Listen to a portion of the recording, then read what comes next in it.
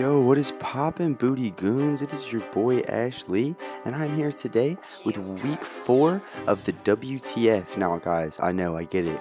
This is pretty far behind. You don't have to tell me. I already know. It took a while to get my video file from our recorder. It's not his fault. There was a little bit of a mix-up, and he originally sent me the battle from Jose's side, and which we are battling Jose, coach of the Seattle Seadras this week. Good friend of mine. He was in the UBLN, first league I was ever in, and he's still in the UBLN as well as an admin alongside me. So he is also, I think, in the IBL possibly. I know he's at least affiliated with IBL. He at least hangs out there. So, you know, good friends with Jose. He's really good, and I've never really gotten close to beating him. He, I think, 5-0'd me our first season in the UBLN, and we haven't played in this season of the UBLN, thankfully. But we did have to play in the WTF, so he took over for somebody who had dropped. I cannot remember who it was, but anyway, so the battle was originally recorded from his side, so whenever it got sent over to me, I needed it re-recorded, and then by the time I got it back, I've been working. Like, I've had at least like 9 or 10 hours of work, Monday, Tuesday, Wednesday, yesterday, and today, and then tomorrow I work from 10 a.m. until like midnight at the very least, probably later. Like last night I was at the restaurant until after midnight, and then Sunday morning I have to be back at work at 9:30.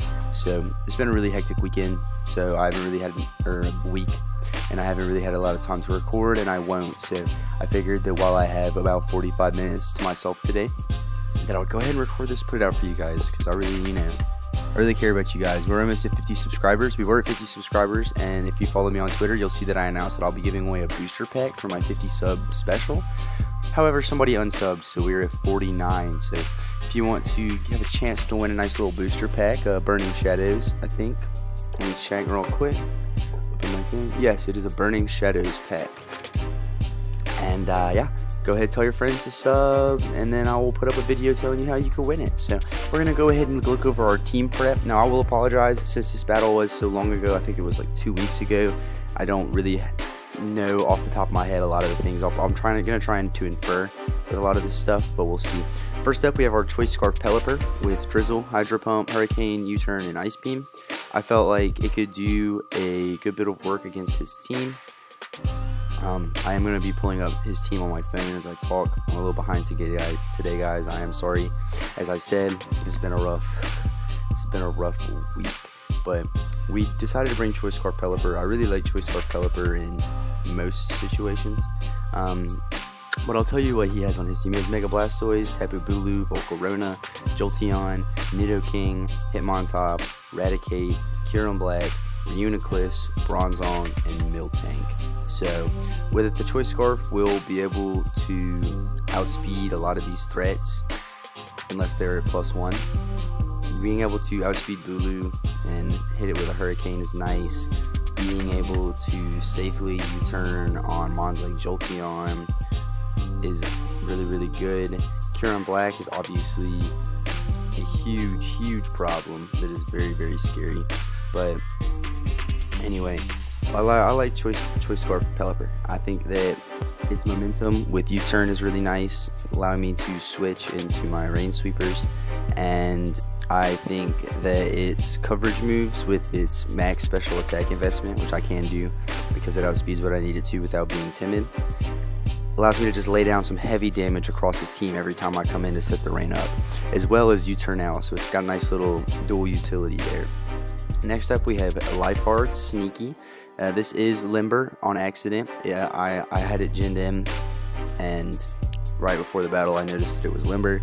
Thankfully, I do outspeed most of the threats on his team anyway, except for Jolteon, and Jolteon is not affected by the Thunder Wave, and there's not really, I don't think I've ever seen Jolteon use a support move, so Taunt is not as important on that either. So since it naturally outspeeds everything else, it wasn't too big of a deal that it didn't have Prankster, but obviously if I get paralyzed, I'm really going to want that Prankster. So hopefully it doesn't come into play like that. We are running enough speed to outspeed everything on his team, except for Jolteon, which is super fast. This is a fat set. I like running Fat Leopard. It's done okay. It takes hits very well, actually, a lot better than you would think. Because if you look at it, it's got 64 HP, 50 defense, and 50 special defense. But it's not horrible. Yeah, obviously it's not ideal, but it takes some hits. I've been wanting to run a like a nasty plot set or something like that. But anyway, we've already spent way too much time talking in this video. I'm gonna speed through the rest of these. U-turn, Thunder Wave, knock off, taunt, Thunder Wave for mons like Volcarona, as well as Cure and Black, just to really keep it under speed, and knock off, get rid of items, taunt to stop things like the Volcarona from setting up, as well as the Reuniclus or the Bronzong from setting up Trick Room. It stops the Miltank from milk drinking. So this Leopard set is going to be our main defensive counter. We have Mega Swampert, Earthquake, Waterfall, Ice Punch, Power Up Punch, because based off of my damage calcs. Also, I am starting to notice something. I know that this team isn't super accurate. The one that I told you that he has, his mons have been changed. Like, he has different mons, but they're not updated in the computer. So everything I prepped for is from here. And then after I got done prepping, I went and noticed they did other mons. So I kind of did prep adjustment, but I didn't flat out change my prep, which I would highly recommend you do if you ever have an opponent that ends up changing teams, or having someone drop and then come in and move some mons around. Always just start from scratch and rebuild your team. That's my advice. Anyway, basically just giving it the coverage to hit everything that it needs to with Power Up Punch, to take advantage of the switches that this thing causes to give me that +1 attack boost and maybe knock something out that I wouldn't otherwise do. We're running dual Scarf this week with Scarf Heatran, Fire Blast, Earth Power, Eruption, and Flash Cannon. Now, due to Eruption, like I had to run Timid this week. I didn't have a choice if I wanted to outspeed the things on his team that I needed to. And if I ran Timid, I could not run Eruption, which is really unfortunate. I had to run Overheat instead, so just for future reference, so that I know. I'm going to change that to Overheat, and this is just another thing that forces switches and puts down a lot of damage.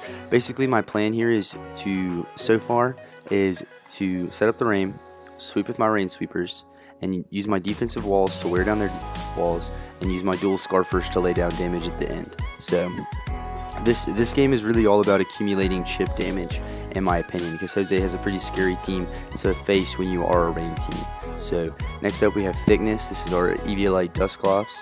Has Frisk, because that's a nice little ability in the Draft League format. It really helps with doing calcs and stuff like that. Toxic, Pain Split, Shadow Ball, Destiny Bond, Max Special Defense, because I was much worried about his Pokemon on the specially defensive side rather than the offensive side, obviously. So finally, we have our Kingdra. This has Steelium Z for Clefable, which he does have, I remember, and it's not on his list here. As well as it hits the Kyurem Black and kills the Kyurem Black. Draco Meteor, Hydro Pump, Flash Cannon. Very standard set. Signal Beam as well. Okay, no, so yeah, so this is something I changed. I had Signal Beam for the Reuniclus, as well as the Bronzong, as well as, this is something important to note, I do remember that he picked up Tentacool as well as Mega Absol.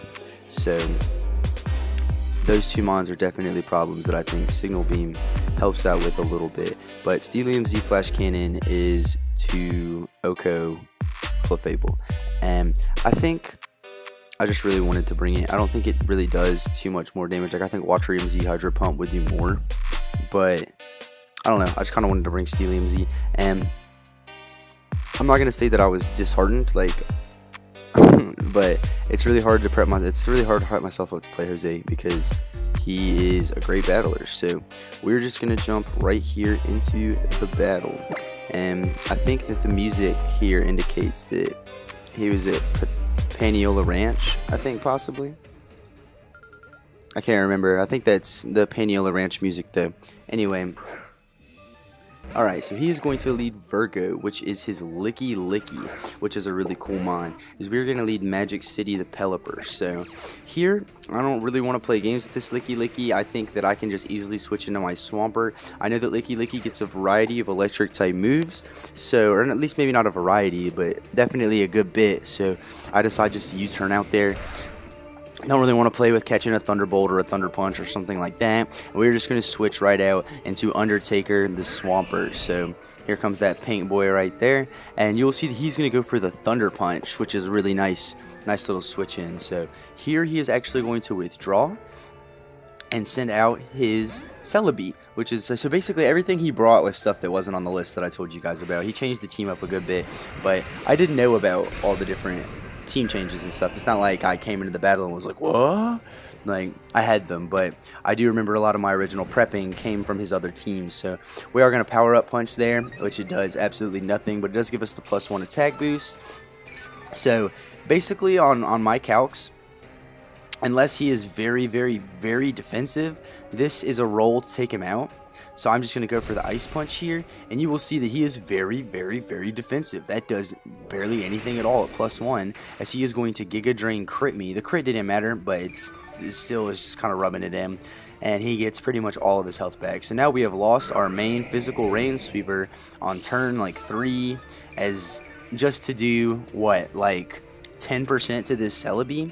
So that's super unfortunate. Really not happy with my decision to stay in there. I need to start calcing with more health sometimes. I wanted to believe that was the ideal calc. So here I'm going to pull a nice little double. Just trying to see what he's doing, trying to see if he's choice locked, see what's going on.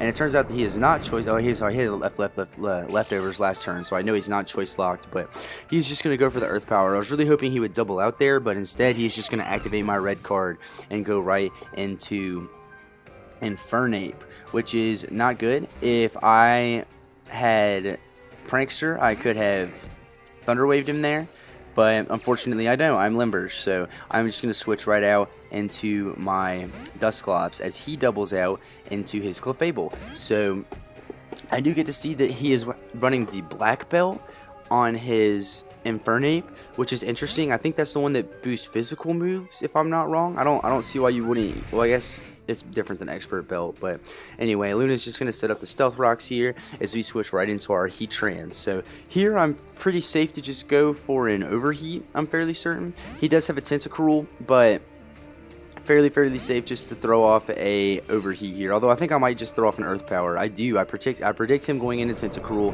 and I fire off the Earth Power. So that is going to do about 50%, but after leftovers is going to bring him up to about 55, 56. So don't really want to trust going for the 2-hit KO. I mean, I know I'm Scarfed, but I don't know if I can knock him out. So if he wasn't leftovers, I probably would have stayed in and gone for it. But as you can see, obviously that was not the case. I'm going to switch right out here in a Pelipper, as he is just going to fire. He's going to withdraw. So he is going to go right out into his Clefable, or Licky Licky. Sorry. So now we're pretty much back exactly where we started. I've lost a couple mons. He hasn't lost shit, but he is going to withdraw again, knowing that I outspeed, maybe fearing a Hurricane or something dumb like that. Anyway, we're just going to U-turn on the Clefable. Scarf U-turn is one of my favorites. And we're just going to bounce. Right here, we are going to go into Kingdra. So this was not a mistake, but the mistake was going for Steelium Z. We are going to fire off the Corkscrew Crash here, but he has no reason to stay in. Obviously, if I bring my Kingdra in on this Clefable, I have something for it. Like, I should have just hit Hydro Pump or Draco Meteor. I mean, obviously hitting Draco Meteor there would have been a god play, 'cause if he stays in, I'm just boned. But you'll see here I'm going to fire this off, and I'm just going to spoil this for you, let you know this does about 3 damage. This does absolutely nothing to this Tentacruel. It is a resisted hit, but yeah, that was just a misplay on my part. I really should have waited. Think about this, guys. When you're playing somebody, if you bring out a Pokemon, like if you ever bring out a Pokemon that doesn't normally counter that, like Kingdra does not normally counter a Clefable, so bringing my Kingdra out on the Clefable kind of lets him know that I have brought a coverage move that handles the Clefable, and since really the only thing that can do that is a Z move, that's a very, very safe switch on his part, knowing that I'm going to go for a non-Dragonium Z move. So here I'm just going to switch out into Liepard. It's pretty much my most expendable member on the team. You know, it's really just there for general support, and if it goes down, yeah, that sucks, but so here out comes Clefable, and I really don't want to stay in and take a taunt. I mean, I'm sorry, I really don't want to stay in and take a Moonblast, and I don't want it to get Thunder Waved, because just in case it is not Magic Guard, just in case it's unaware, I would really rather get it Toxic. But we're just going to U-turn out right here into Heatran and take a little bit of Rocks damage as he just goes for the Moonblast. So shouldn't do too much. It is resisted pretty heavily, so it's going to do about 12 damage, and the rain is going to stop, meaning that our Overheat is going to be doing a ton of damage. So I think here I'm just going to go for the Overheat, because I don't really anticipate him going back into his Tentacruel. I think that he will probably go into his something else. I can't remember what I predicted him to go into, but I'm glad that he went into Licky Licky. So I'm just going to go for the Overheat here. We're going to connect, and we are going to absolutely obliterate that. So we are -2 special attack, but we will be able to knock it out with one more Overheat just due to the sheer base power. So that's good. We finally get this Licky Licky out of the way. And also, I'm actually going to pause here. Sorry, pause there, because I want to tell y'all something. That was actually Scarf Licky Licky. So this whole game, I thought that I had been preserving my Scarf. I mean, not really my Scarf Pelipper. I think that he knew I was Scarf Pelipper, but I thought that I had been preserving my Scarf Heatran very, very well. But because his Licky Licky was scarfed, he knew almost instantly that my Heatran was scarfed and is able to kind of play around that. So that's really, really unfortunate. It was kind of good prep on his part, because after looking at his Licky Licky set, it would have done a lot of work on my team had I not brought dual scarf. But I was a little disappointed in that, because I was really proud of during the game of how I had maintained the fact that it was scarf without really showing. But obviously it got spoiled by his good preps. So we're just gonna go right back into it. Out comes Dominic the Infernape on our Heatran, and see, then that's a part where it's important, because he knows, like, he absolutely 100% knows that I'm Scarf locked into Overheat at -4 there. So I'm just gonna switch out right here into Thickness, because that's really the only play I have, and he is going to withdraw and go into Navi, his Absol. So this is definitely not good. Mega Absol is a huge problem, and without the rain up, does a lot of damage to my team. Now, I can't outspeed with Pelipper, Scarfed, but I really, really don't want to switch into a knockoff. So I'm just going to stay in. I calced, and I do live the knockoff on 9 health. Knocks off my Eviolite, and I get the Destiny Bond off. So now, he can Sword Dance if he wants to, but it gives me an opportunity to do something like a Pain Split or something like that, and he's pretty much forced to switch there because he does not want to lose his Mega Absol. So that was a really nice Destiny Bomb, and I'm just going to fire off the Pain Split here and take 50% off of his Clefable. So it's going to put me up at about 75. And alright, sorry guys, I had to turn my Wi-Fi off. People always text me when I'm trying to record, so I had to turn my Wi-Fi off. We'll just start back right here as we take the Moonblast. Alright, so now we're just going to fire off a Shadow Ball, trying to get that damage off. Pretty much just sacking the Dusclops at this point. I don't really have much of a purpose for it. Obviously, without its Eviolite, it's nowhere near as useful. Even though it is tanking these Moonblasts pretty well, it is continually getting this special attack drop, as I'm just going to Pain Split up here. Trying, you know, just basically trying to stall out this Clefable, doing as much damage as I can to it. If this thing was unaware instead of Magic Guard, I think that this Dusclops could have actually taken this Clefable 1v1, and it gives me a lot of hope for the rest of the season, bringing Dusclops and forcing people to just die, basically running Pain Split and being bulky. So he's just gonna Moonblast here again as I switch into Heatran and take nothing. Really hoping I don't get the special attack drop, but of course we always get the special attack drop. So I am scarf locked. I don't really know what I want to do here. Hopefully he's going to switch out, because there's not really a whole lot I can do to this Clefable, and he is going to go, I mean, I could flash cannon or something, but because I'm scarf locked, I really don't want to do that, which I do anyway. I feel like I didn't have a choice there.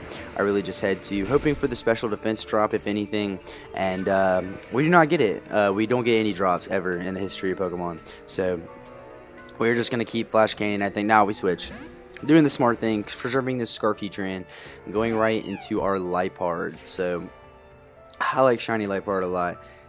It reminds me of my cat, and like not the color wise, or I guess, you know, it doesn't have anything to do with the shiny, it just has to do with the design of the Pokemon. It reminds me of my cat. Anyway, Jose is going to pull out the Toxic Spikes, which is essentially the nail in the coffin. I mean, I don't have any sort of hazard removal, so having Toxic Spikes up is really bad for me.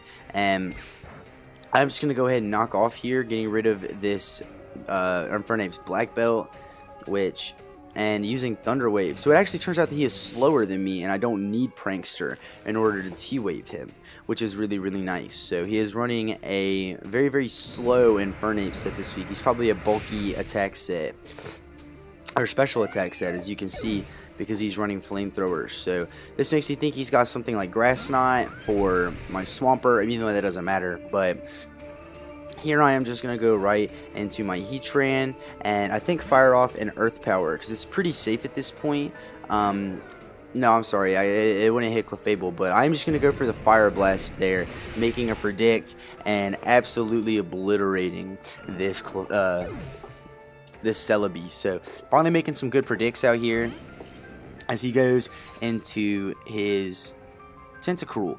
So the Scarf has been helping a lot. Actually, the Scarf hasn't really been helping that much at all. It really only helped against the Licky, which just also so happened to be Scarf.